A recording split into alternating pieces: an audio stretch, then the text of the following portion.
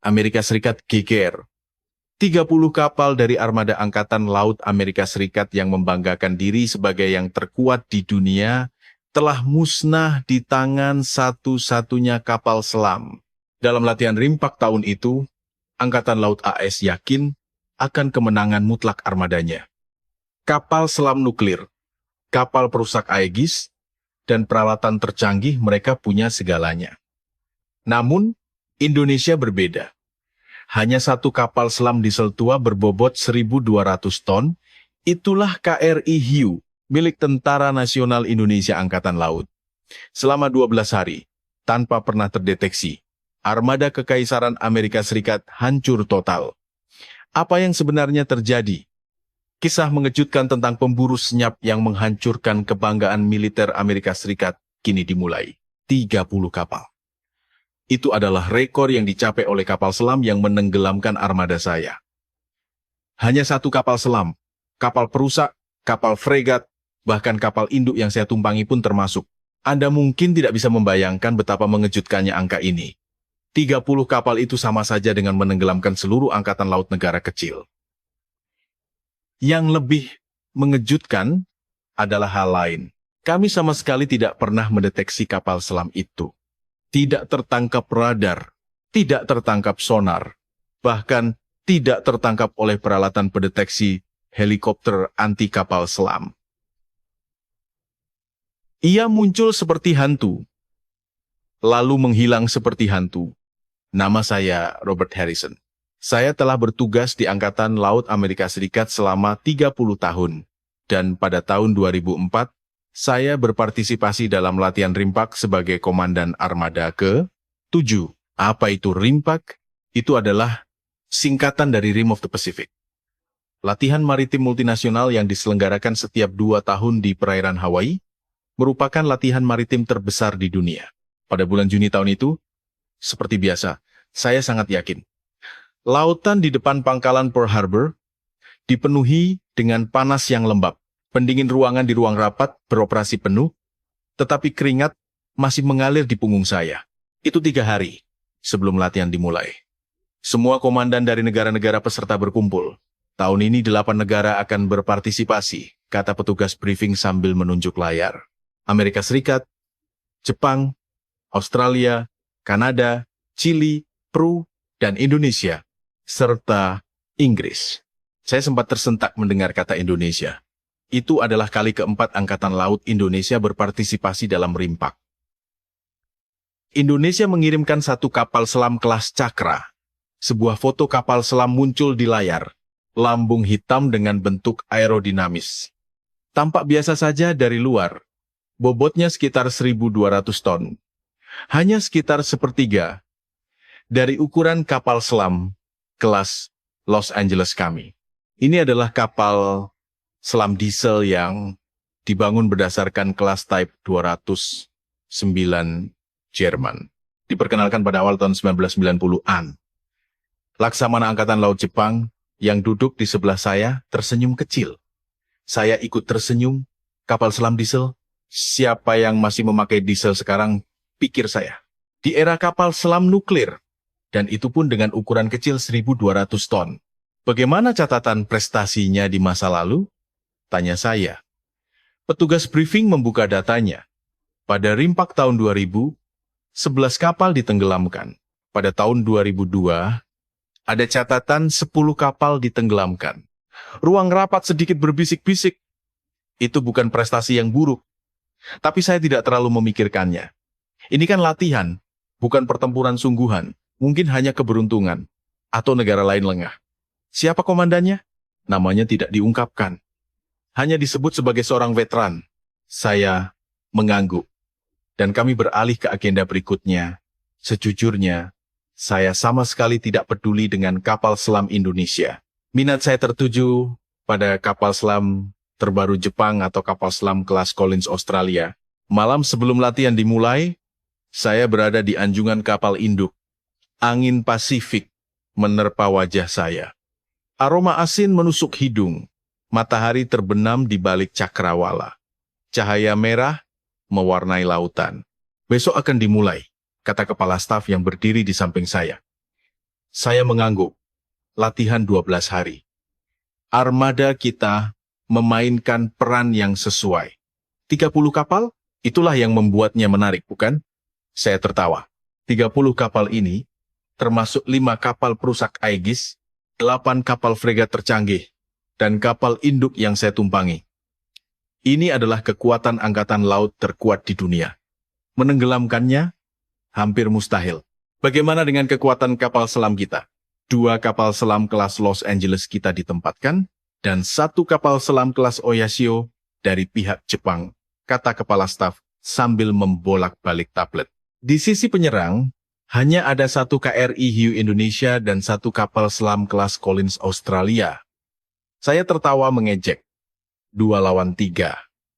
Ya, apalagi kita punya helikopter anti kapal selam, jadi mudah untuk bertahan. Kepala staf juga setuju. Kami terdiam sesaat. Hanya suara angin yang terdengar.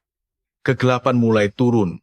Saat itu kami tidak tahu betapa ironisnya keheningan itu, bahwa yang akan membuat kami ketakutan di masa depan adalah keheningan itu sendiri. Pagi hari pertama, latihan tiba. Pukul 6 pagi Jumat, perairan Hawaii tenang, suara ombak terdengar teratur. Saya berada di ruang kendali operasi kapal induk. Layar-layar yang memenuhi dinding menyala, dan puluhan perwira memantau monitor dari posisi masing-masing. Penempatan seluruh armada selesai. Lapor petugas operasi. Titik-titik hijau muncul di layar. 30 kapal tersebar di area laut yang luas. Itu adalah formasi pertahanan anti kapal selam yang sempurna. 2 kapal selam musuh terdeteksi berangkat, 2 titik merah muncul.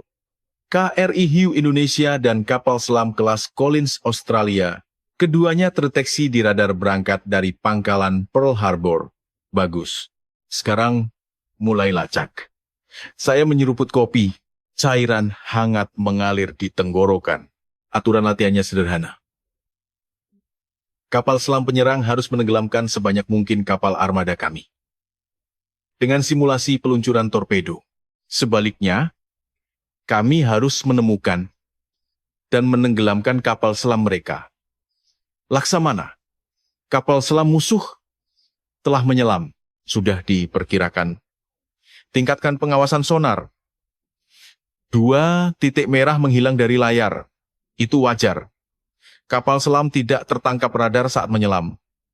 Sekarang adalah wilayah sonar. Saya bersandar santai di kursi. 30 kapal lawan 2 kapal. Apalagi kami punya helikopter anti kapal selam. Saya pikir ini bukan latihan, tapi perburuan sepihak. Sampai saat itu, Laksamana. Sebuah suara mendesak terdengar.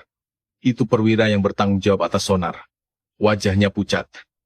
Kapal perusak nomor 3 terdeteksi tenggelam. Seketika ruang operasi hening. Apa katamu? Saya langsung berdiri. Saya melihat layar. 1 titik hijau telah berubah menjadi merah. Artinya, kapal itu dinyatakan tenggelam. Kapal selam mana? Sedang diverifikasi, tapi perwira itu memeriksa data. Tangannya gemetar. Berdasarkan perkiraan posisi peluncuran, tidak diketahui. Tidak diketahui? Apa maksudmu? Suara saya meninggi. Perwira itu menggeleng. Tidak ada yang terdeteksi di sonar.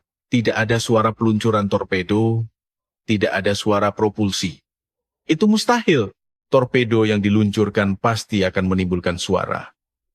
Sekalipun itu kapal selam yang sangat senyap, hubungi kapal nomor 3.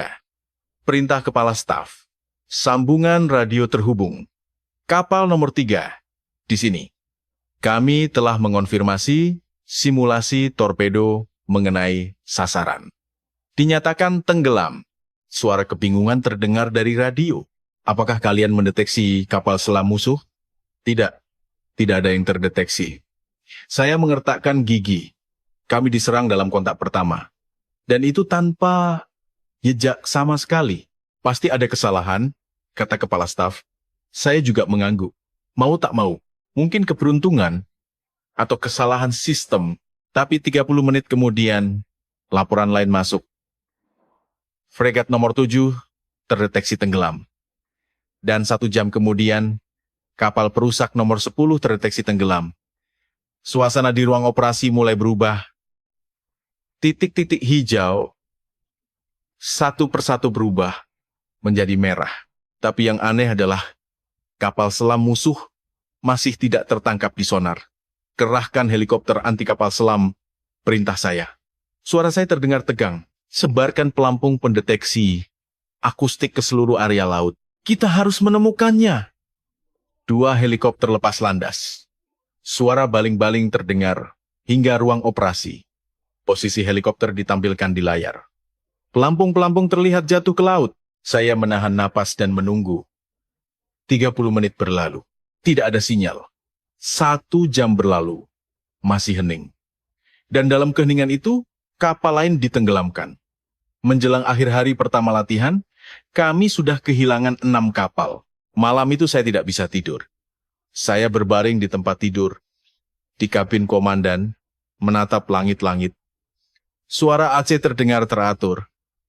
Tetapi pikiran saya dipenuhi dengan apa yang terjadi di siang hari. 6 kapal. Dalam 1 hari saja, 6 kapal telah ditenggelamkan. Dan itu tanpa pernah sekalipun mengetahui posisi kapal selam musuh. Dalam 30 tahun karir militer saya, ini adalah pengalaman pertama. Pagi berikutnya, rapat dimulai dengan suasana yang berat. Pukul 7 pagi, Sabtu. Para komandan dari masing-masing kapal terhubung melalui konferensi video. Semua orang tampak muram. Kami telah menganalisis data tadi malam. Petugas operasi memulai laporannya. Peta laut muncul di layar. 6 tanda X merah terpampang di sana. Itu adalah posisi kapal-kapal yang tenggelam. Apakah ada kesamaan yang ditemukan? Tanya saya. Petugas operasi menggeleng. Tidak ada. Posisi tenggelam acak. Jeda waktu juga tidak teratur. Perkiraan jarak peluncuran antara 2 hingga 5 km. Posisi peluncuran yang tepat masih belum diketahui. Kepala staf menghela napas. Saya juga merasa frustrasi. Bagaimana kami bisa menghentikannya jika kami bahkan tidak tahu di mana dia berada? Bagaimana dengan kapal selam Australia? Terdeteksi di sonar sekitar pukul 11 malam tadi. Saat ini, kapal selam pihak Jepang sedang melacaknya. Syukurlah, setidaknya 1 dari 2 kapal selam musuh sudah terlacak posisinya. Kalau begitu, kemungkinan besar yang tersisa adalah kapal selam Indonesia, kata petugas operasi, dan ruang rapat hening. Saya memejamkan mata. Kapal selam diesel, kelas Cakra 1.200 ton Indonesia. Kapal selam yang saya remehkan itu sedang mempermainkan kami. Mulai hari ini, kita ubah taktik, saya berdiri dari kursi. Kerahkan lebih banyak pesawat patroli anti kapal selam. Perluas jangkauan penyebaran pelampung sonar. Dan rapatkan jarak antar kapal. Agar dalam jarak yang dapat saling mendukung. Laksamana, itu akan mengurangi manuvrabilitas, kata kepala staf. Saya tahu, tapi dalam situasi sekarang, bertahan hidup adalah prioritas. Perintah pun diberikan. 30 kapal perlahan mulai mengubah formasinya. Kapal-kapal yang tersebar jauh mulai berkumpul. Pukul 10 pagi, hari kedua latihan resmi dimulai. Saya berdiri di ruang operasi, menatap layar. Titik-titik hijau berkumpul rapat. Sekarang, jika ada kapal yang diserang, kapal-kapal di sekitarnya bisa segera merespons. Tingkatkan pengawasan sonar semaksimal mungkin. Deteksi semua suara di bawah laut. Baik, Laksamana. Petugas sonar mengenakan headset mereka. Mata mereka terpaku pada layar. Ruang operasi dipenuhi ketegangan. Hanya terdengar suara ketukan keyboard. 30 menit berlalu. 1 jam berlalu. Tidak ada yang terjadi. Saya merasa ketegangan sedikit mereda. Tampaknya perubahan taktik berhasil. Laksamana, ada laporan dari pihak Jepang, kata petugas komunikasi. Mereka mengonfirmasi penenggelaman kapal selam Australia. Desahan lega terdengar di ruang rapen pula. Salah satu dari 2 kapal selam musuh telah dieliminasi. Sekarang hanya tersisa kapal selam Indonesia. Bagus, Sekarang tinggal mencari satu kapal lagi, kata kepala staf. Saya juga mengangguk, peluang kemenangan mulai terlihat. Tapi saat itulah, Laksamana, fregat nomor 18 terdeteksi tenggelam. Teriakan petugas sonar memenuhi ruang operasi. Saya melihat layar. Satu titik hijau berubah menjadi merah. Posisi, identifikasi posisi peluncuran. Sedang memasukkan koordinat, tapi, kata petugas dengan suara panik, tidak ada apa-apa di sonar. Benar-benar hening. Itu mustahil. Di sekitar kapal nomor 18 ada 3 kapal lain. Helikopter anti kapal selam juga berpatroli tepat di atasnya. Tapi, tidak ada yang mendeteksi musuh. Kapal nomor 18 jawab. Sambungan radio terhubung. Ini kapal nomor 18. Kami menerima deteksi torpedo mengenai sasaran di sisi kiri. Suara komandan terdengar gemetar. Sisi kiri? Apakah ditembak dari dalam armada kita? Begitu perkiraannya, tapi tidak ada yang melihatnya. Dari dalam, itu berarti kapal selam musuh telah menyusup jauh ke dalam armada kami, menembus jaringan pengawasan 30 kapal dan helikopter anti kapal selam. Pukul 1 siang, berita penenggelaman kedua terdengar. Pukul 3 sore, yang ketiga. Pukul 5 sore, yang keempat. Saya ambruk di kursi. Telapak tangan saya berkeringat. Ada sesuatu yang salah. Kami sudah mengubah taktik. Kami sudah merapatkan armada. Kami sudah meningkatkan pengawasan. Tapi kami tidak bisa menghentikannya.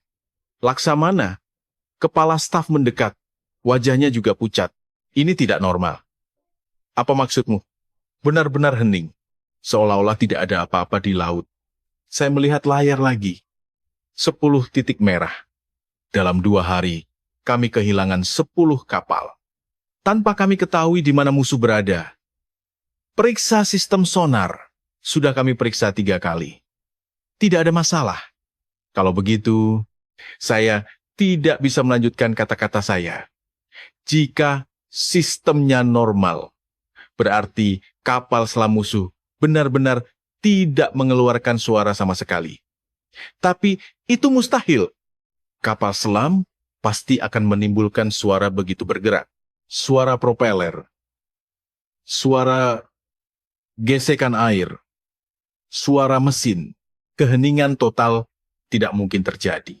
Malam itu, rapat darurat diselenggarakan. Semua komandan negara peserta berkumpul. Jepang, Australia, Kanada, semua orang tampak serius. Saya akan melaporkan situasi saat ini, kata saya sambil berdiri. Tenggorokan saya kering. Dalam 48 jam sejak latihan dimulai, kami telah kehilangan 10 kapal. Di sisi lain, kami belum mendeteksi satupun kapal selam musuh. Ruang rapat berbisik-bisik, Laksamana Jepang mengangkat tangan. Kami menenggelamkan kapal selam Australia. Kalau begitu, sisanya adalah kapal selam Indonesia. Potong saya. Sebuah kapal selam diesel kelas Cakra 1.200 ton Indonesia yang melakukan semua ini. Keheningan pun menyelimuti. Tidak ada yang ingin mempercayainya. Saya pun begitu. Bagaimana itu mungkin? Tanya Laksamana Kanada. Saya menggeleng. Saya tidak tahu. Tapi data tidak bohong. Catatan penenggelaman muncul di layar. Waktu, lokasi, jenis kapal yang menjadi korban semua, catatan menunjuk pada satu kapal selam Indonesia. Saya punya usulan. Laksamana Jepang berdiri. Kami akan mengerahkan kapal selam tambahan, memburu kapal selam dengan kapal selam. Saya setuju. Saya juga mengangguk. Tidak ada cara lain. Mulai besok, satu kapal selam Jepang lagi akan dikerahkan. Dan saya ragu sejenak. Sulit untuk mengucapkan kalimat berikutnya. Kami juga akan mengerahkan kapal selam nuklir kelas Los Angeles kami. Ruang rapat kembali berbisik-bisik. Pengerahan kapal selam nuklir adalah tindakan berlebihan, tapi saya tidak yakin. Jika terus begini, sepertinya 30 kapal akan ditenggelamkan semua. Ini kan latihan. Laksamana Australia berkata hati-hati. Apakah perlu mengerahkan kapal selam nuklir? Perlu, kata saya tegas. Kita sedang kalah sekarang. Oleh satu kapal selam diesel kecil. Ini bukan sekadar latihan. Ini masalah harga diri. Rapat berakhir. Saya naik ke anjungan. Lautan di tengah malam sunyi. Bintang-bintang berkelip di permukaan air. Pemandangan yang indah. Tapi saya tidak punya waktu untuk menikmatinya. Di suatu tempat, musuh sedang mengawasi kami. Dalam keheningan, dalam kegelapan. Di tempat yang tidak bisa kami lihat. Dan musuh itu akan terus menyerang besok dan lusa. Saya mengepalkan tangan. Telapak tangan saya berkeringat. Saya pasti akan menemukannya. Hanya angin yang menjawab kata-kata saya. Angin yang dingin dan acuh tak acuh. Pagi hari ketiga latihan tiba. Minggu. Tapi tidak ada yang namanya hari libur. Sejak pukul 5 pagi, ruang operasi sudah ramai. Laporan masuk bahwa kapal selam pihak Jepang dan kelas Los Angeles kami sudah tiba di area operasi. Akhirnya, perburuan yang sebenarnya dimulai, kata kepala staf. Saya mengangguk. Sekarang 3 kapal selam lawan 1 kapal selam. Apalagi kami memiliki kapal selam nuklir, performa yang tidak bisa dibandingkan dengan kapal selam diesel. Tapi anehnya, perasaan gelisah tidak kunjung hilang. Semua kapal tetap dalam kondisi siaga maksimal, perintah saya. Dan saya menunggu, hingga tengah hari, tidak ada yang terjadi. Sunyi sekali, kata kepala staf sambil menyeruput kopi. Terlalu sunyi, jawab saya. Keheningan ini tidak menyenangkan. Dan pukul 2 siang, Laksamana, kapal perusak nomor 23, terdeteksi tenggelam. Dimulai lagi serangan senyap itu. 4 jam setelah kapal selam nuklir dikerahkan, kami kehilangan kapal lain. Kapal perusak nomor 23 adalah kapal Aegis tercanggih. Kapal senilai miliaran dolar dengan kemampuan pertahanan udara yang luar biasa. Kapal raksasa itu dinyatakan tenggelam oleh musuh yang tidak terlihat. Apa yang dilakukan Los Angeles? Teriak saya. Seluruh ruang operasi tegang, melaporkan tidak ada kontak. Laksamana, jawab petugas komunikasi dengan suara gemetar. Kapal selam pihak Jepang juga sama, melaporkan tidak mendeteksi apapun.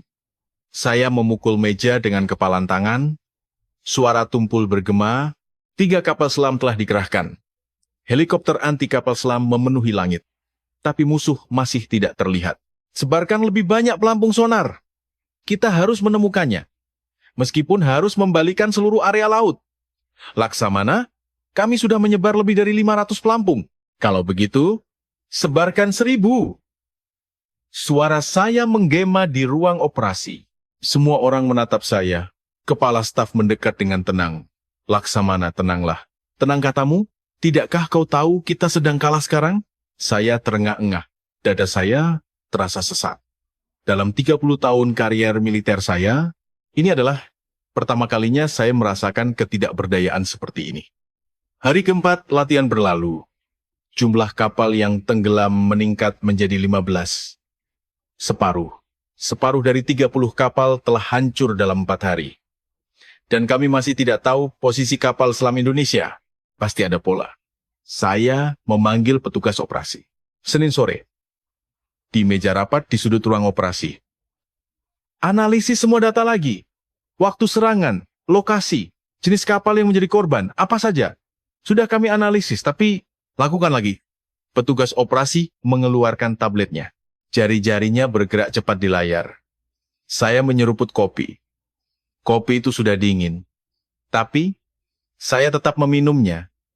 Saya butuh terjaga. Saya menemukan satu. Petugas operasi mengangkat kepalanya. Sebagian besar serangan terjadi di bagian tengah formasi armada kita. Bagian tengah, bukan di pinggir? Ya, di bagian dalam seolah-olah. Dia berhenti sejenak. Seolah-olah mereka sengaja menyusup jauh ke dalam untuk menyerang. Saya mengernyit. Kapal selam normal akan menyerang dari pinggir dan mundur. Meminimalkan risiko. Tapi kapal selam ini melakukan sebaliknya, menyerang di tempat paling berbahaya. Apakah ini kepercayaan diri atau kecerobohan? Tanya kepala staf. Saya tidak menjawab. Bisa jadi keduanya, atau bisa jadi alasan yang sama sekali berbeda. Pola lainnya adalah jarak antar serangan semakin pendek. Awalnya jedanya 1 jam, sekarang sekitar 30 menit. Artinya semakin cepat? Benar. Dan petugas operasi membuka layar lain. Jika kita melihat penempatan kapal-kapal yang tenggelam, semuanya adalah kapal dengan kemampuan anti kapal selam yang lemah. Bukankah kapal Aegis juga terkena? Kapal Aegis adalah spesialis pertahanan udara. Kemampuan anti kapal selamnya lemah, saya mengangguk perlahan. Itu berarti musuh memilih target. Tidak hanya menembak secara acak, tapi memilih mata rantai yang lemah untuk diserang. Cerdas, gumam saya. Siapapun lawannya, dia adalah ahli taktik yang sangat hebat. Malam itu, untuk pertama kalinya saya mulai meneliti tentang Angkatan Laut Indonesia. Saya duduk sendirian di kabin komandan, menyalakan laptop, saya mengetik kapal selam Angkatan Laut Indonesia di kolom pencarian. Beberapa data muncul. Kelas Cakra diperkenalkan awal 1990-an, berbasis Type 209 Jerman, bobot 1.200 ton, awak 33 orang, 8 tabung torpedo.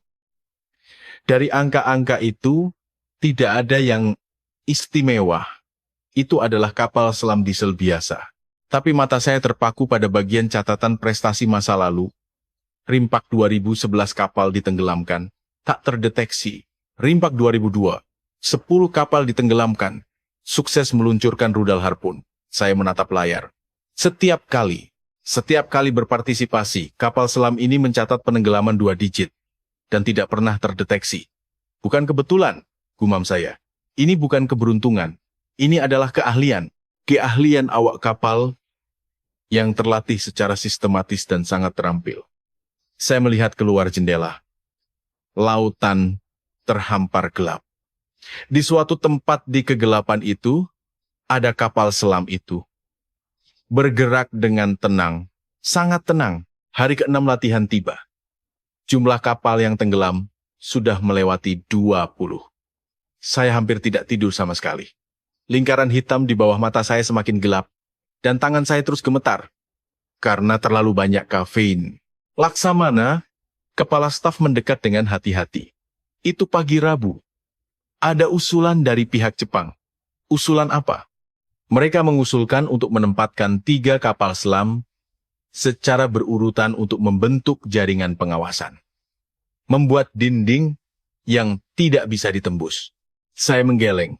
Percuma. Kami sudah mencobanya. Tapi kapal selam ini tidak bisa ditangkap dengan cara yang kami ketahui. Mendengar kata-kata saya, kepala staf terdiam. Saya juga tidak percaya dengan kata-kata saya sendiri. Itu sama saja dengan mengakui bahwa itu tidak mungkin. Pukul 11 pagi, 1 kapal lagi tenggelam. Tepat tengah hari, 2 kapal sekaligus terkena. Pukul 3 sore, 1 kapal lagi. Saya duduk di kursi, hanya menatap layar, melihat titik-titik hijau, satu persatu berubah menjadi merah. Saya tidak bisa melakukan apa-apa. Perintah tidak berguna. Mengubah taktik, menambah pasukan, hasilnya sama. Laksamana, moral armada, kepala staf, menghela napas. Saya tahu, awak kapal-kapal itu gelisah. Mereka takut tidak tahu siapa yang akan menjadi korban berikutnya. Sambungkan ke semua armada. Saya berdiri. Saya memegang mikrofon. Tangan saya gemetar, tapi saya menahannya. Hadirin sekalian, ini Komandan Armada Harrison. Keheningan mengalir melalui radio. Saat ini kita sedang kesulitan. Sejujurnya, kita sedang kalah. Kepala staf menatap saya dengan mata terkejut, tapi saya melanjutkan. Tapi ini bukan pertempuran sungguhan. Ini adalah latihan. Waktu bagi kita untuk belajar. Dan sekarang kita sedang belajar sesuatu yang sangat penting. Saya menarik napas sejenak dan berkata, nilai dari keheningan, kekuatan musuh yang tak terlihat, dan betapa sombongnya kita. Titik-titik hijau di layar masih berkedip. Itu adalah kapal-kapal yang masih hidup. Beberapa hari lagi, latihan tersisa. Kita akan melakukan yang terbaik, dan kita tidak akan pernah melupakan pengalaman ini. Saya memutuskan komunikasi. Ruang operasi hening. Tidak ada yang berbicara. Laksamana. Petugas sonar berdiri. Saya punya usulan. Katakan. Jika kita tidak bisa menemukannya dengan sonar, bagaimana jika kita berpikir sebaliknya?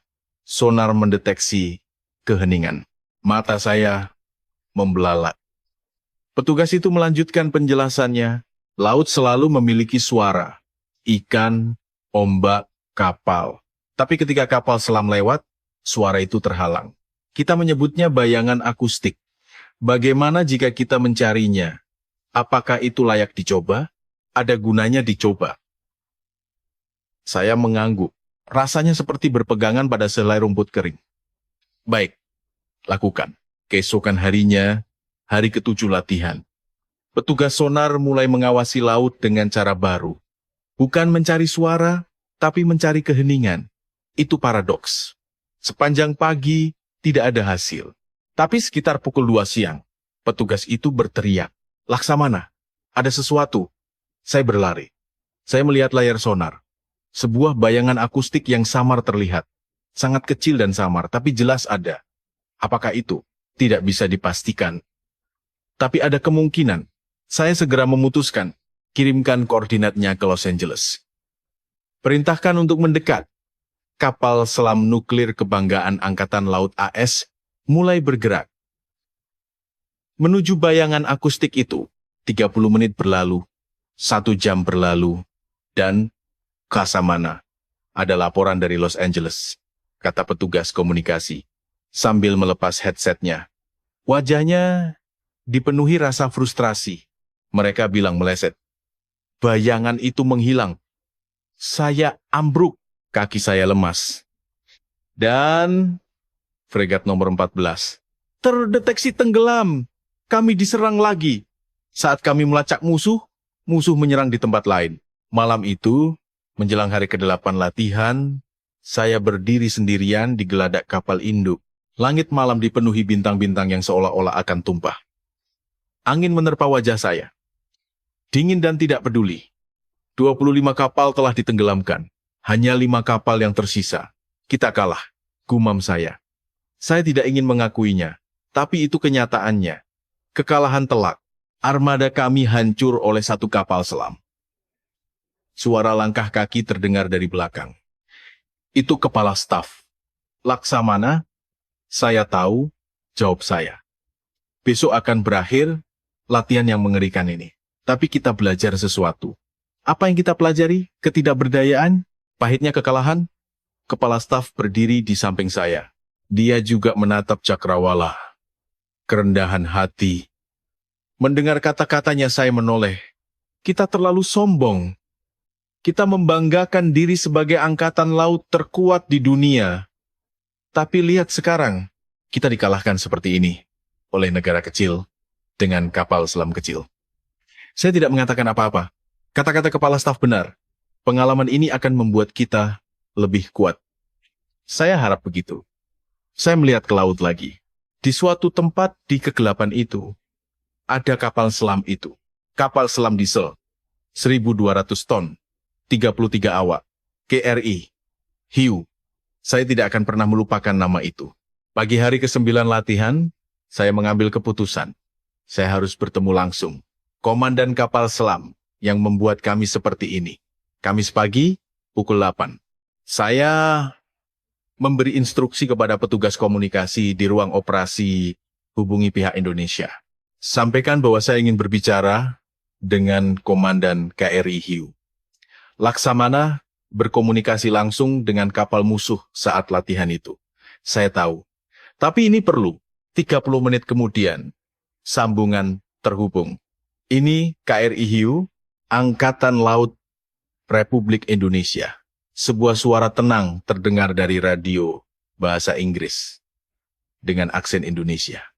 Saya memegang mikrofon. Ini Komandan Armada ke-7 Angkatan Laut AS Harrison. Bisakah saya berbicara dengan Komandan? Keheningan sejenak. Lalu suara lain terdengar. Saya Komandan KRI Hiu. Suara yang rendah dan tenang. Usianya sekitar pertengahan 40-an. Maaf mengganggu Anda selama latihan. Hanya ada satu hal yang ingin saya tanyakan. Silakan. Bagaimana Anda melakukannya? Mendengar pertanyaan saya, komandan itu tersenyum sejenak. Senyum singkat tapi hangat. Itu bagian dari latihan Laksamana. 25 kapal. Itulah jumlah kapal yang kami kehilangan. Anda tidak pernah terdeteksi, bukan? Kami beruntung. Beruntung? Saya mendengus. Anda bilang, Anda beruntung setiap kali. Pada tahun 2000, 2002, dan tahun ini, keheningan pun menyelimuti. Saya melanjutkan. Saya sudah 30 tahun di Angkatan Laut. Saya tahu membedakan antara keberuntungan dan keahlian. Anda memiliki keahlian. Terima kasih. Suara komandan itu sedikit melembut. Tapi, Laksamana juga hebat. Anda berusaha keras untuk menemukan kami. Kami tidak menemukannya. Tapi itulah tujuan kami. Saya menghela napas.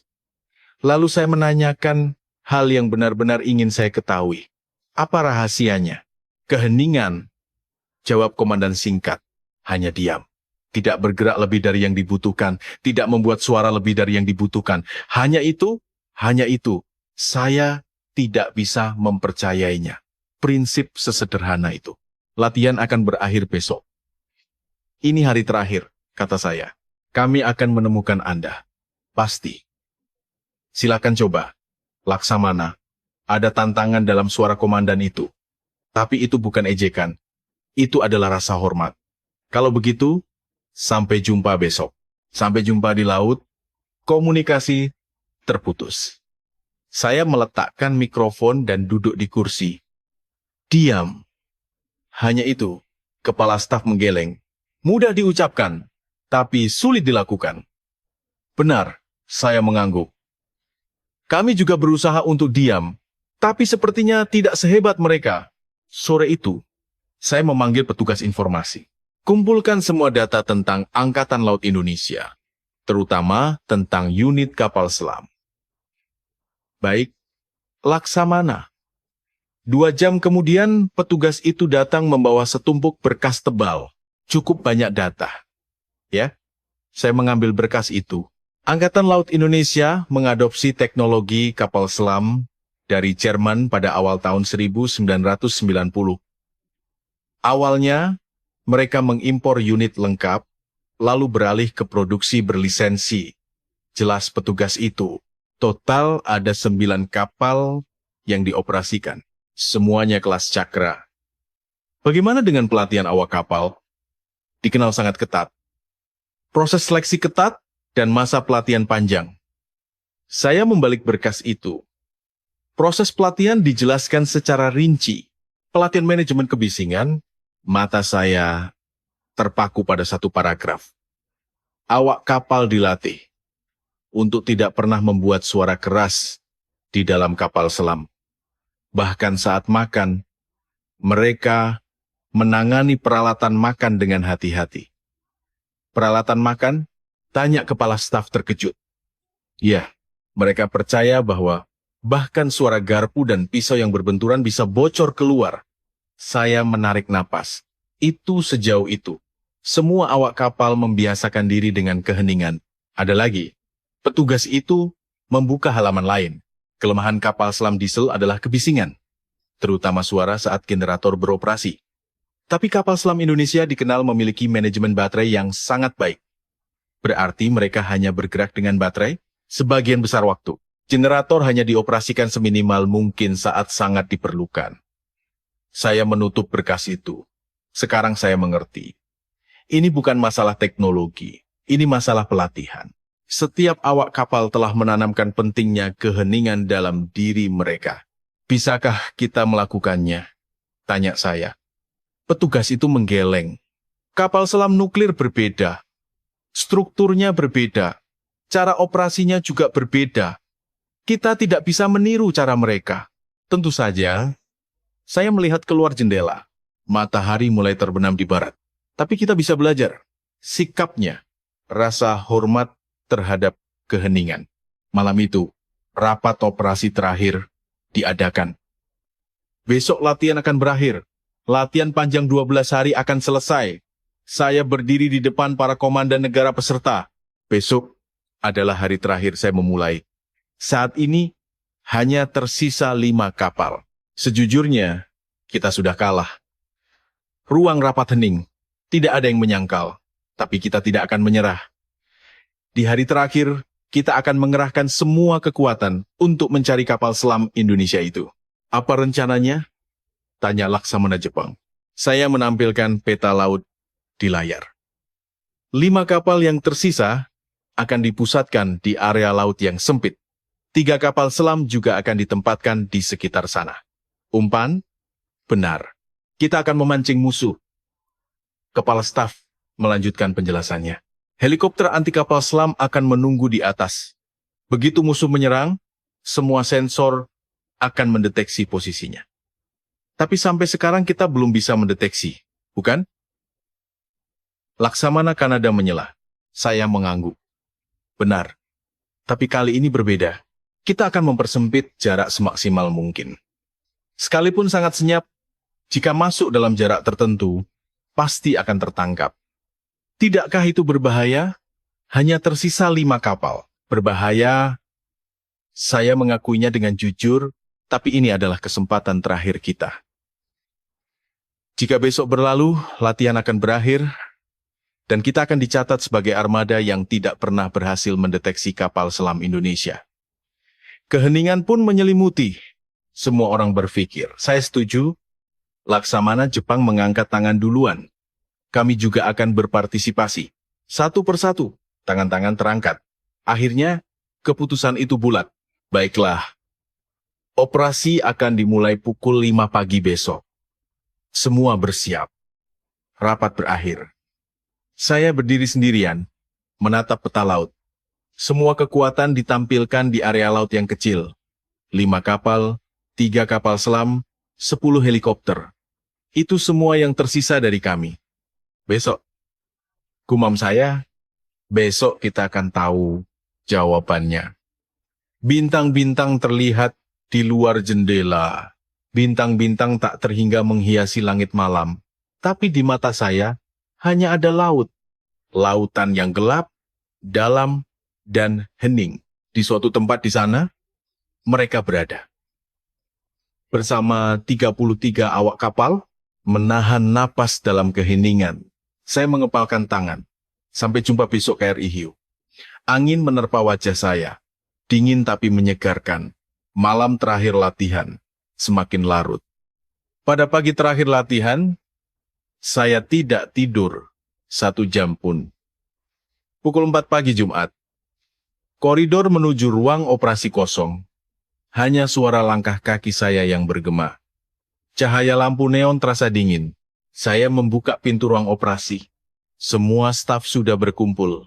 Sepertinya tidak ada yang tidur. Wajah mereka tampak lelah, tapi mata mereka hidup. Bagaimana persiapannya? Tanya saya. Petugas operasi berdiri. 5 kapal telah mencapai target.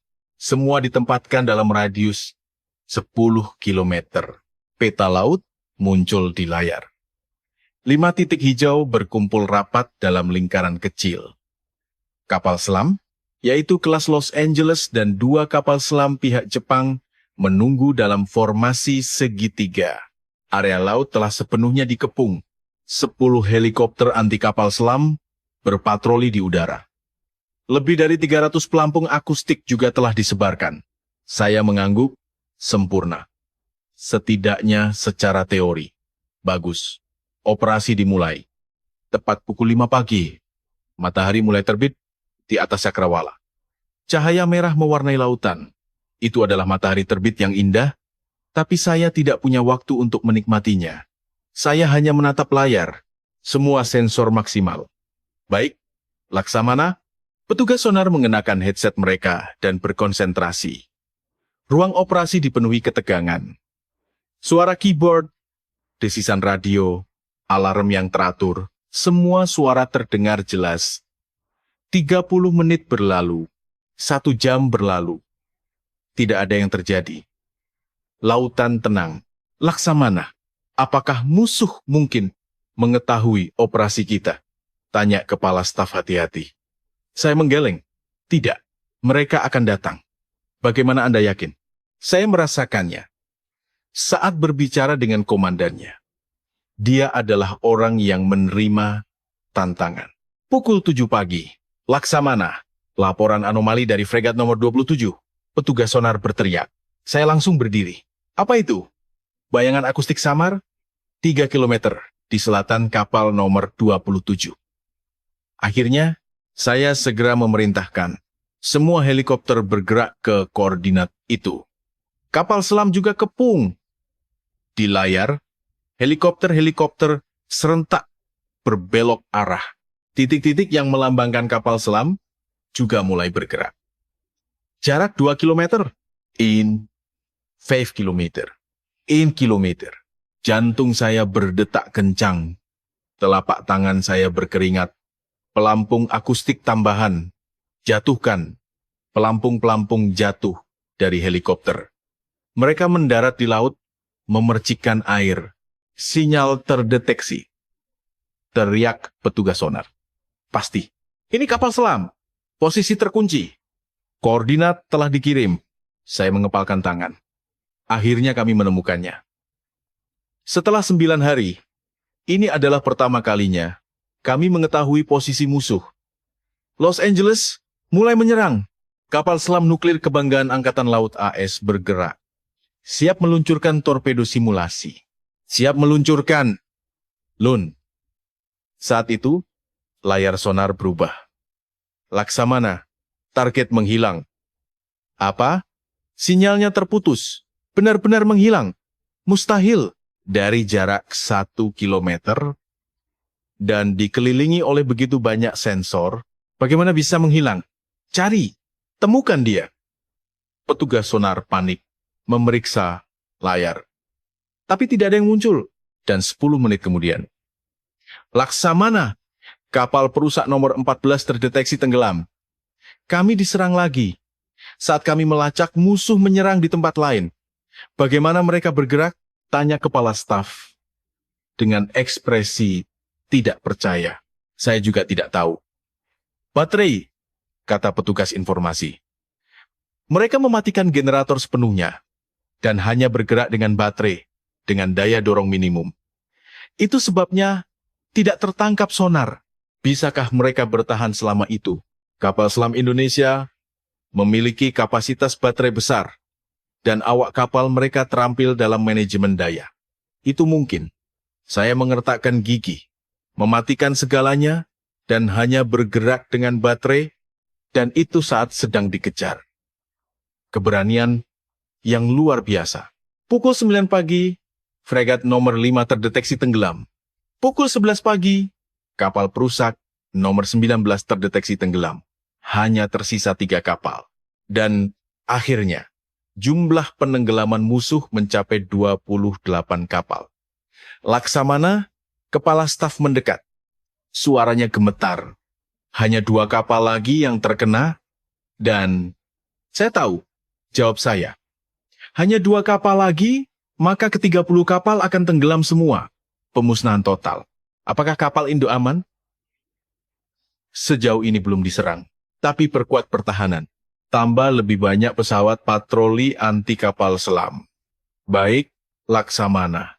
Tapi saya tahu, itu tidak akan berguna.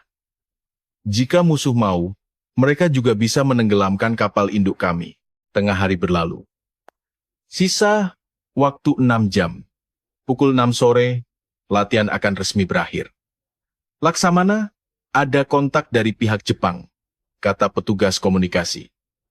Kapal selam, mereka menemukan sesuatu. Lokasinya 8 km di barat laut. Mereka mendeteksi gangguan mikro. Gangguan mikro bisa jadi jejak kapal selam yang lewat. Saya segera memutuskan. Semua helikopter ke sana. Los Angeles juga bergerak. Perburuan dimulai lagi. Tapi kali ini kami berhati-hati. Jika terlalu terburu-buru, kami akan kehilangan lagi. Jarak 5 km, 4 km, 3 km. Saya menahan napas. Menatap layar. 2 km. Sinyal terdeteksi. Dipastikan. Ini kapal selam. Kali ini pasti. Sinyalnya kuat dan jelas.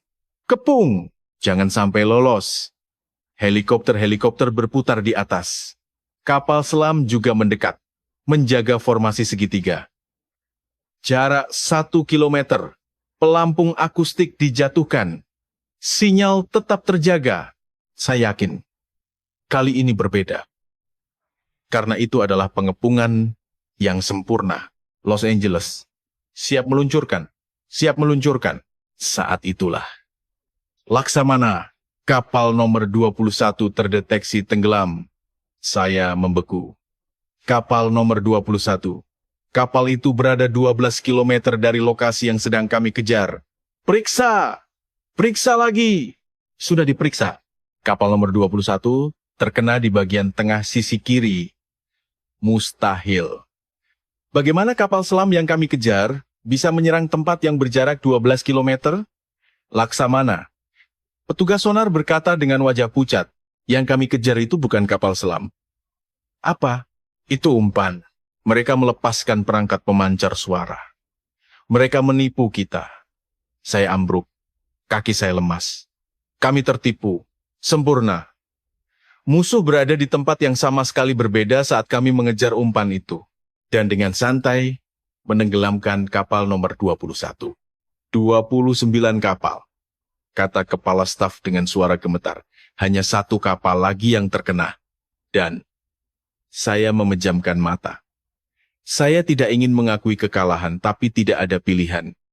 Pukul 3 sore, kapal terakhir, fregat nomor 11, memasuki status siaga maksimal, bergerak dekat di samping kapal induk. Jangan pernah terpisah, perintah saya melalui radio. Bergeraklah bersama kapal induk, musuh tidak akan berani menyerang kapal induk sampai saya tidak bisa menyelesaikan kalimat saya. Laksamana, kapal nomor 11, terdeteksi tenggelam. Seketika ruang operasi hening. Ketiga, 10 kapal, semuanya tenggelam. Titik-titik hijau di layar, semuanya telah berubah menjadi merah. Tidak ada yang tersisa. Sisa waktu latihan 3 jam, kata petugas komunikasi secara mekanis. Tapi tidak ada lagi kapal yang bisa ditenggelamkan. Saya bersandar di kursi. Seluruh tubuh saya lemas. 30 kapal musnah.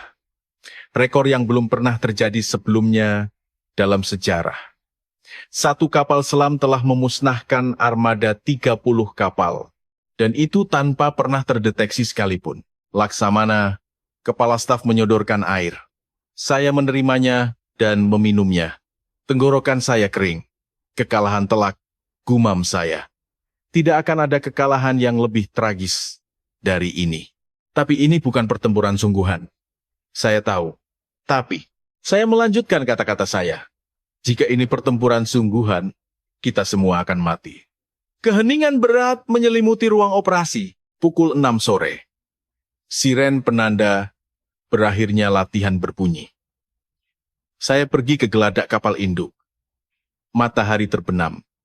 Cahaya merah mewarnai lautan. 12 hari telah berakhir, kata kepala staf yang berdiri di samping saya. Saya mengangguk 12 hari yang panjang. Di balik cakrawala, kapal selam Indonesia terlihat muncul ke permukaan. Lambung hitamnya muncul dari air. Kecil tapi berwibawa. Mereka menang, kata saya. Kemenangan yang sempurna. Kepala staf terdiam. Saya juga tidak berbicara lagi. Angin berembus. Angin yang dingin dan sepi, tapi anehnya, saya tidak marah. Malahan, saya merasakan kekaguman. Mereka adalah pihak yang lemah. Kapal kecil, negara kecil, tapi mereka siap. Mereka terlatih dan berdedikasi. Dan yang terpenting, mereka tahu bagaimana berdiam diri. Kami belajar. Gumam saya. Seperti berbicara pada diri sendiri. Kami belajar banyak. Matahari terbenam sepenuhnya. Kegelapan mulai turun. Tapi di hati saya, sebuah cahaya kecil menyala. Harapan bahwa kami bisa melakukan yang lebih baik di lain waktu. 2 hari setelah latihan berakhir, briefing resmi dimulai. Pukul 9 pagi, Minggu. Ruang rapat di pangkalan Pearl Harbor dipenuhi oleh para pejabat angkatan laut dari berbagai negara.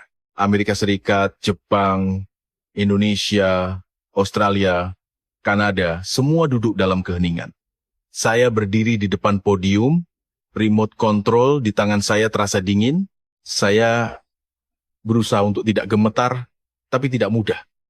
Saya akan melaporkan hasil latihan Rimpak 2004. Angka-angka muncul di layar, kapal peserta 30, ditenggelamkan. 30. Selamat. 0. Ruang rapat berbisik-bisik. Angka-angka itu semakin mengejutkan saat dilihat. Kapal selam penyerang ada 2. Satu kapal selam, kelas Collins Australia, ditenggelamkan pada hari kedua latihan. Saya beralih ke slide road 30 kapal yang tersisa, semuanya adalah hasil kerja KRI Hiu dari Angkatan Laut Republik Indonesia. Ada sedikit pergerakan dari delegasi Angkatan Laut Indonesia, tapi mereka menyembunyikan ekspresi mereka. Selama 12 hari latihan, kami tidak pernah sekalipun berhasil mendeteksi posisi. Pasti KRI Hiu. Saya menarik napas. Meskipun kami mengerahkan 3 kapal selam, lebih dari 10 helikopter anti kapal selam, dan lebih dari 500 pelampung akustik, saya ada pertanyaan. Laksamana Jepang mengangkat tangan. Bagaimana itu mungkin? Apakah itu bisa dijelaskan secara teknis? Saya mengangguk kepada petugas informasi. Dia berdiri dan menjelaskan. Hasil analisis menunjukkan ada 3 faktor yang saling terkait. Sebuah grafik muncul di layar. Pertama, manajemen kebisingan yang ekstrem. Kapal selam KRI Hiu beroperasi sebagian besar waktu hanya dengan baterai. Generator diesel hanya dioperasikan seminimal mungkin saat sangat diperlukan. Bukankah kita juga beroperasi dengan senyap? Tanya Laksamana Kanada. Levelnya berbeda, jawab petugas informasi. Keheningan kami dan keheningan mereka memiliki tingkat yang berbeda.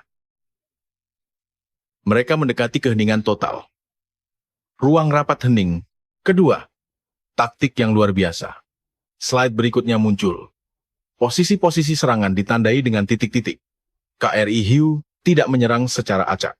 Mereka secara selektif menyerang kapal-kapal dengan kemampuan anti kapal selam yang lemah, dan mereka menembus titik lemah dalam jaringan pengawasan kami dengan tepat. Mereka juga menggunakan taktik umpan. Tambah saya, mereka melepaskan umpan akustik untuk memancing kita ke tempat lain. Saat kami mengejar umpan itu, unit utama menyerang di tempat yang sama sekali berbeda. Itu adalah perang psikologis tingkat tinggi, kata Laksamana Australia dengan nada kagum. Ketiga, tingkat pelatihan awak kapal. Petugas informasi melanjutkan. Awak kapal selam Indonesia rata-rata memiliki pengalaman lebih dari 5 tahun. Dan mereka menerima pelatihan keheningan secara rutin. Rutin? Ya, bahkan saat makan, bahkan saat istirahat, mereka selalu dilatih untuk bertindak dengan tenang. Ini bukan sekadar aturan, ini adalah budaya. Saya melihat ke arah delegasi Indonesia. Salah satu dari mereka tersenyum. Terlihat bangga. Saya ada pertanyaan, kata saya, kepada pihak Indonesia. Saya ingin mendengar langsung dari komandan dan awak kapal Anda. Bagaimana Anda mempersiapkannya? Perwakilan Angkatan Laut Indonesia berdiri, seorang pria paruh baya, wajahnya tenang. Persiapan kami tidak ada yang istimewa, katanya dalam bahasa Inggris yang fasih. Kami hanya melakukan apa yang selalu kami lakukan. Apa yang selalu Anda lakukan? Ya, berdiam diri, berhati-hati, dan menunggu dengan sabar. Ini adalah hal-hal yang kami latih setiap hari. Apakah tidak ada rahasia? Tanya Laksamana Jepang. Perwakilan Indonesia berpikir sejenak lalu menjawab, kami kecil. Kecil? Ya, kapal selam kami 1.200 ton. Jauh lebih kecil dari kapal selam Anda.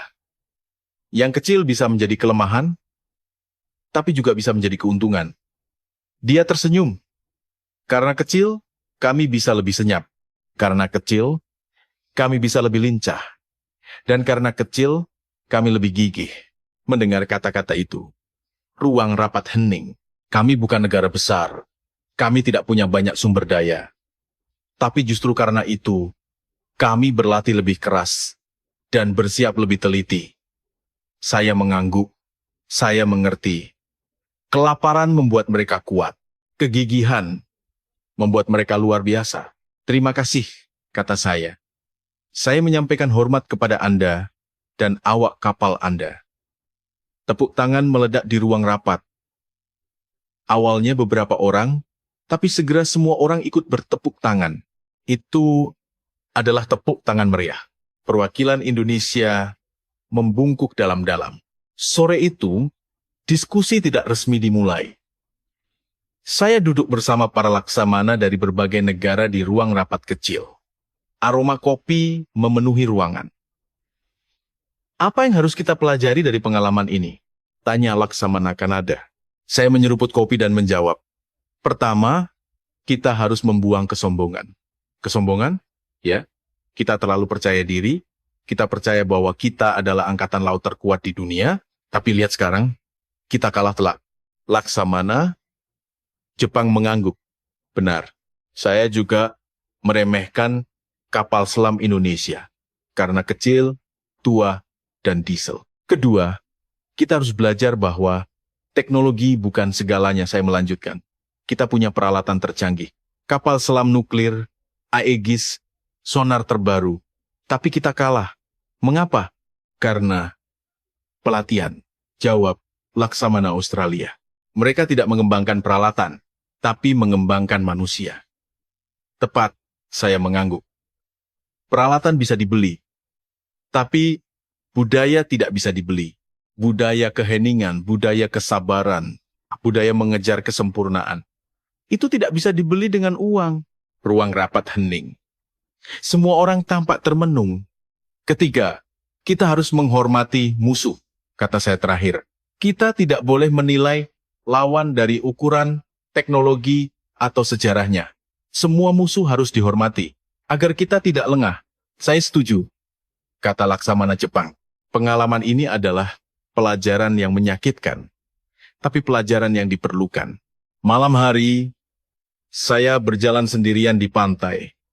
Suara ombak terdengar teratur. Angin sejuk menerpa wajah saya. Bintang-bintang mulai muncul satu persatu. Laksamana, sebuah suara terdengar dari belakang.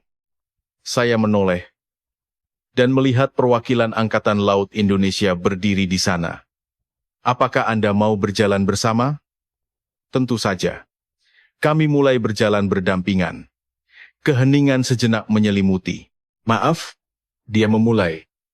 Maaf, sepertinya kami menang terlalu telak. Saya tertawa. Tidak, ini latihan. Hanya berarti jika kita melakukan yang terbaik. Terima kasih telah berpikir begitu. Kami terus berjalan. Ombak membasahi kaki kami. Komandan Anda orang seperti apa? Tanya saya.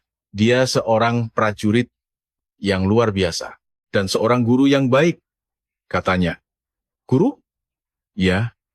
Dia mengajari awak kapalnya. Tidak hanya keterampilan tapi juga sikap, kesabaran, keheningan, rasa hormat. Hal-hal seperti itu. Saya mengangguk. Saya iri memiliki pemimpin seperti itu. Laksamana juga pemimpin yang hebat. Tidak. Saya belajar kali ini bahwa masih banyak yang harus saya pelajari. Dia tersenyum. Itulah sikap seorang pemimpin yang hebat. Kami menatap laut sejenak. Dalam kegelapan, hanya ombak yang pecah. Akankah kita bertemu lagi di rimpak berikutnya? Tanya saya. Pasti. Saya tidak akan kalah waktu itu. Saya menantikannya. Kami bersalaman. Genggaman yang kuat, tapi hangat. Semoga malam Anda menyenangkan, Laksamana. Anda juga. Dia berbalik dan berjalan pergi. Saya melihat punggungnya dan berpikir, kekalahan ini bukanlah akhir. Ini adalah awal. Awal untuk menjadi angkatan laut yang lebih baik. Saya melihat ke laut lagi. Gelap, luas, dan dalam. Tapi sekarang saya tidak takut. Karena saya tahu, ada pelajaran yang bisa dipetik dari kegelapan itu. Nilai dari keheningan, kekuatan kesabaran, dan pentingnya kerendahan hati. Saya tersenyum. Terima kasih, Carey Hugh. Hanya angin yang menjawab kata-kata saya. Angin yang lembut dan hangat. 10 tahun telah berlalu sejak saat itu. Saya sekarang sudah pensiun. Setelah 40 tahun berkarier di Angkatan Laut, saya menjadi warga sipil. Tapi kenangan hari itu masih sangat jelas. Rimpak 2004. 30 kapal musnah, KRI Hiu. Kadang-kadang saya masih diundang untuk memberikan ceramah di Akademi Angkatan Laut atau Lembaga Penelitian Strategis. Setiap kali saya menceritakan kisah itu tentang kekalahan paling menyakitkan yang pernah saya alami. Itu bukan sekadar latihan. Saya selalu memulai. Itu adalah pendidikan. Waktu yang membuat kami sadar betapa sombongnya kami, betapa tidak siapnya kami, hari ini juga begitu. Kami sore, di sebuah aula konferensi di San Diego. Setelah selesai memberikan ceramah di depan para perwira muda, tiba sesi tanya-jawab. Laksamana, apakah Angkatan Laut AS berubah setelah itu? Tanya seorang perwira. Saya mengangguk. Banyak berubah. Setelah 2004, kami memperkuat latihan anti kapal selam. Terutama latihan menanggapi musuh yang senyap. Apakah ada hasilnya? Ada. Pada Rimpak 2006, kami mendeteksi kapal selam Indonesia 2 kali. Pada tahun 2008, 4 kali. Para hadirin mengangguk, tapi masih sulit. Mereka juga terus berkembang. Sekarang mereka mengoperasikan kapal selam yang lebih besar. Pernahkah Anda mendengar tentang KRI Nagapasa? Beberapa orang mengangkat tangan. Kelas 1.400 ton. Ukurannya lebih dari 2 kali lipat KRI Hiu. Tapi masih senyap. Bahkan mungkin lebih senyap. Setelah ceramah, saya kembali ke hotel. Saat saya menyeruput kopi di lobi, seseorang mendekat. Apakah Anda Laksamana Harrison? Saya menoleh dan melihat seorang pria Asia berdiri di sana. Kelihatannya berusia akhir 50. Wajahnya familiar, tapi saya tidak ingat di mana saya pernah melihatnya. Ya, saya. Saya Letkol Pern Satrio Pambudi, pensiunan Kolonel Angkatan Laut Republik Indonesia. Seketika kenangan muncul. Apakah Anda Komandan Kaprayu di Rimpa ke 2004? Saya langsung berdiri. Cangkir kopi saya bergoyang. Komandan, senang sekali bisa bertemu dengan Anda. Kami bersalaman. Tangannya masih kuat dan hangat. Mari kita duduk. Kami duduk berhadapan. Pelayan datang membawakannya kopi juga. Bagaimana Anda bisa berada di sini? Tanya saya. Saya datang untuk memberikan ceramah program pertukaran Angkatan Laut AS Indonesia. Besok saya akan memberikan kuliah di Pangkalan San Diego, begitu rupanya. Saya juga memberikan ceramah hari ini. Saya tahu. Itu sebabnya saya mencari Anda. Dia tersenyum. Saya dengar, Laksamana menceritakan kisah tahun 2004. Saya ingin mendengarnya. Hari itu, dari sudut pandang lawan, saya tertawa. Lawan. Ya, memang kita adalah musuh, setidaknya dalam latihan. Tapi sekarang kita adalah sekutu. Selalu menjadi sekutu. Keheningan sejenak. Keheningan yang nyaman. Komandan, saya ada pertanyaan. Silakan. Bagaimana perasaan Anda saat itu? Saat Anda menenggelamkan 30 kapal. Dia berpikir sejenak, menyeruput kopi, dan menjawab, saya takut. Takut? Ya. Kami hanya satu kapal. Jika kami membuat kesalahan, kami akan segera tertangkap. Setiap momen adalah ketegangan yang berkelanjutan. Tapi Anda melakukannya dengan sempurna. Itu berkat awak kapal, katanya dengan tenang. 33 orang itu sempurna. Tidak ada satupun yang membuat kesalahan. Selama 12 hari. Saya mengangguk, saya mengerti kata-kata itu. Kami ribuan orang, ribuan awak kapal di armada.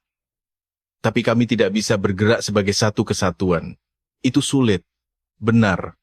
Karena itu kami belajar bahwa bukan banyaknya yang penting, tapi kualitasnya. Kami kembali terdiam. Di luar jendela terlihat pelabuhan San Diego. Kapal-kapal berlabuh. Komandan, Apa yang Anda katakan kepada awak kapal Anda saat itu? Sederhana. Jawabnya, mari kita diam. Mari kita bersabar, dan mari kita percaya. Saling percaya, dan percaya pada pelatihan kita. Hanya itu. Hanya itu. Saya tersenyum. Sederhana tapi kuat. Hal-hal terkuat selalu sederhana, katanya. Keheningan, kesabaran, kepercayaan. Dengan 3 hal ini, tidak ada yang mustahil. Kami berbicara selama lebih dari 1 jam. Bukan tentang perang, tapi tentang kehidupan. Keluarga, kehidupan setelah pensiun, kerinduan akan laut, Laksamana, katanya sambil berdiri. Bukan saya yang mengalahkan Anda 10 tahun lalu. Apa maksud Anda? Kita belajar bersama. Anda belajar kerendahan hati, kami belajar kepercayaan diri. Itu bukan kemenangan, tapi pertukaran. Saya berdiri dan bersalaman dengannya. Terima kasih telah berpikir begitu. Apakah Anda akan datang ke ceramah besok? Tentu saja. Kalau begitu sampai jumpa. Dia berbalik dan berjalan pergi. Saya melihat punggungnya dan berpikir, 10 tahun telah berlalu. Tapi pelajaran hari itu masih hidup. Bukan ukuran tapi kualitas. Bukan teknologi tapi manusia. Bukan kebisingan tapi keheningan. Dan yang terpenting, hormati musuhmu. Keesokan paginya, saya pergi ke pangkalan San Diego. Ruang kuliah dipenuhi oleh para perwira muda. Komandan Satrio Pambudi berdiri di podium. Saya akan berbicara tentang kekuatan keheningan. Dia memulai kuliahnya. Pada tahun 2004, saya dengan 1 kapal selam menghadapi armada 30 kapal. Terlihat mustahil, tapi kami berhasil. Bagaimana? Karena kami diam. Para hadirin berkonsentrasi. Keheningan bukan sekadar diam. Keheningan adalah kesabaran, pengendalian diri. Dan yang terpenting, rasa hormat. Menghormati lawan, menghormati laut, dan menghormati diri sendiri. Saya mengangguk. Kata-katanya menyentuh hati saya. Hanya satu hal yang harus kalian ingat. Dia mengakhiri kuliahnya. Bukan suara terbesar yang menang. Yang paling senyaplah yang menang. Karena yang diam itu mendengar. Karena yang diam itu belajar. Dan karena yang diam itu bersiap. Tepuk tangan meledak di ruang kuliah. Saya juga bertepuk tangan. Setelah kuliah selesai, saya mendekatinya. Kuliah yang luar biasa. Terima kasih Laksamana. 1 pertanyaan saja, silakan. Kapan kita bisa bertemu lagi? Dia tersenyum. 2 tahun lagi, di Rimpak. Kali ini saya akan datang sebagai penonton. Saya juga akan pergi. Mau pergi bersama? Bagus. Kami bersalaman lagi. Dan saya menyadari, Rimpak 2004 belum berakhir. Itu terus berlanjut. Dalam generasi baru, dalam bentuk baru, pelajaran keheningan abadi. Selama laut ada, pelajaran itu akan terus berlanjut. Kekuatan keheningan, nilai kesabaran, dan pentingnya kerendahan hati. Terima kasih, KRI Hiu. Gumam saya sekali lagi. Berkat kalian, saya menjadi seorang prajurit yang lebih baik. Angin berembus, angin yang hangat dan lembut. Seolah-olah menjawab, sampai di sini adalah kisah tentang kekalahan mengejutkan dan pencerahan yang dialami oleh Komandan Armada ke-7 Angkatan Laut AS. Nilai dari keheningan, pentingnya kerendahan hati. Mohon bagikan kisah ini secara luas, agar pelajaran ini dapat tersampaikan kepada lebih banyak orang. Keheningan kecil menciptakan kemenangan besar. Mohon juga untuk berlangganan dan menyukai. Sampai jumpa di Impresi Terapi. Terima kasih.